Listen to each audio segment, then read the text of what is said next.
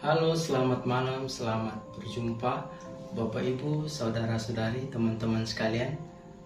Pada malam hari ini kita akan berkatekese tentang membangun kesadaran ekologis bertolak dari Kejadian bab 1 ayat 1. Nah, masyarakat dunia akhir-akhir ini gencar membicarakan problem tentang kerusakan lingkungan hidup.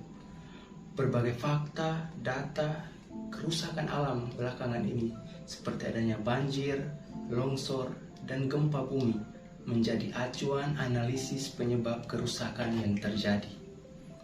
Sepatutnya kita mengapresiasi kesadaran dan keprihatinan sebagian orang yang berusaha menyadarkan masyarakat akan pentingnya menjaga alam sebagai rumah rahim kehidupan. Akan tetapi, jauh sebelumnya, sejak tahun 1960, masyarakat sudah menyadari kerusakan yang terjadi. Latar belakang munculnya kesadaran ini dipengaruhi oleh terjadinya pemanasan global atau yang biasa disebut global warming yang menimbulkan berbagai dampak negatif. Dalam kehidupan sehari-hari, dengan mata telanjang kita dapat melihat berbagai kerusakan yang terjadi. Misalnya, penggundulan hutan, terjadinya abrasi, pembuangan limbah sampah di jalan raya dan sungai. Tentunya hal-hal semacam ini melahirkan dampak negatif yang bukan hanya bagi alam lingkungan, melainkan akan lebih berdampak pada manusia, di mana kita sendiri yang menggunakan alam ini, yang memanfaatkan alam ini untuk kepentingan hidup kita, untuk kelangsungan hidup kita. Oleh karena itu, beberapa lembaga pemerintah dan kelompok pencinta alam menyuarakan gerakan ekologis sebagai bentuk kepedulian terhadap alam. Meskipun demikian, bagi saya kesadaran tersebut masih merupakan suatu kesadaran yang semu karena lemahnya komitmen bersama. Komitmen dan konsistensi pemerintah dan masyarakat dalam gerakan menyelamatkan alam ini masih timbul tenggelam. Antara wacana dan tindakan nyata masih terdapat jurang pemisah, sehingga sampai saat ini kerusakan itu masih terus terjadi, bahkan semakin parah.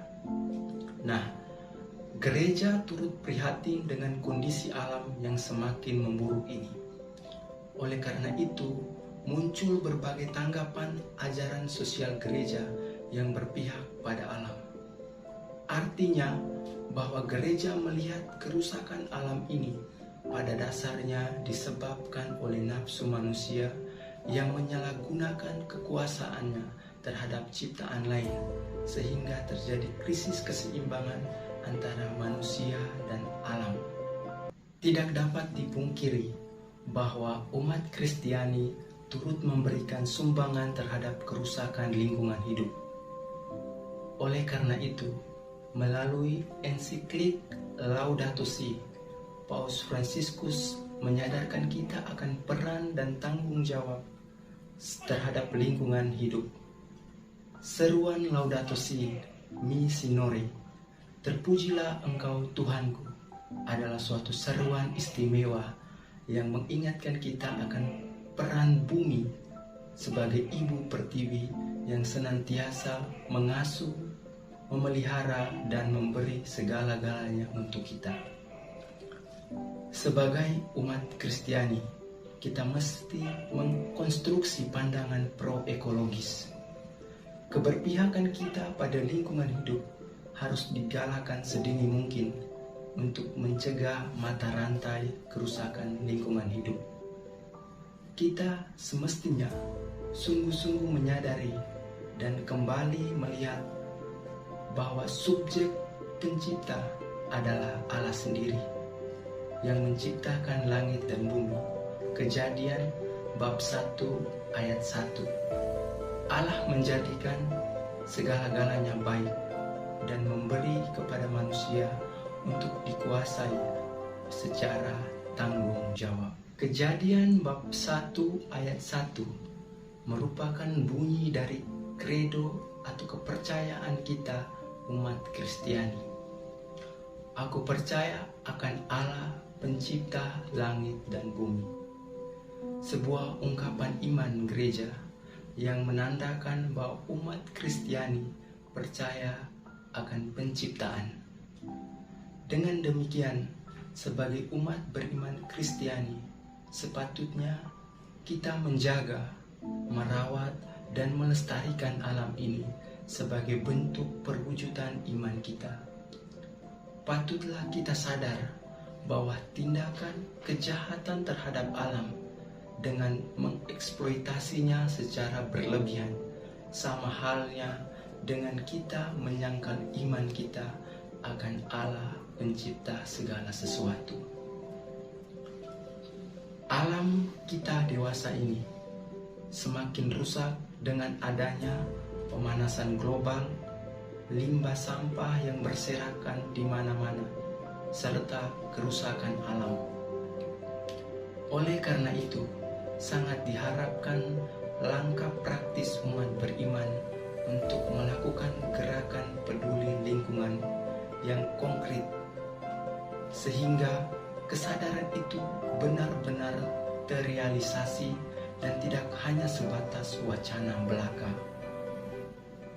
Melihat realitas yang ada saat ini, kita dapat melakukan reboisasi, merawat taman-taman di sekitar lingkungan tempat tinggal kita, membuang sampah pada tempatnya, meminimalisir penggunaan kantung plastik dan barang sekali jadi, menggunakan pupuk organik, tidak membakar sampah, tidak mengebom ikan di laut, membuat terasering pada lahan pertanian, dan berbagai kegiatan lain yang tidak mengganggu ekosistem alam.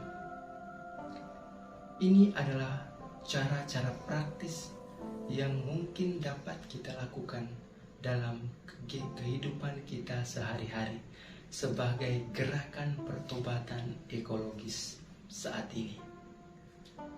Bapak, Ibu, saudara-saudari, teman-teman sekalian,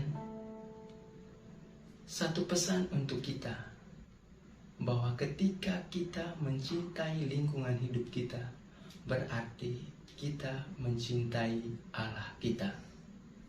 Sekian, selamat malam. Terima kasih.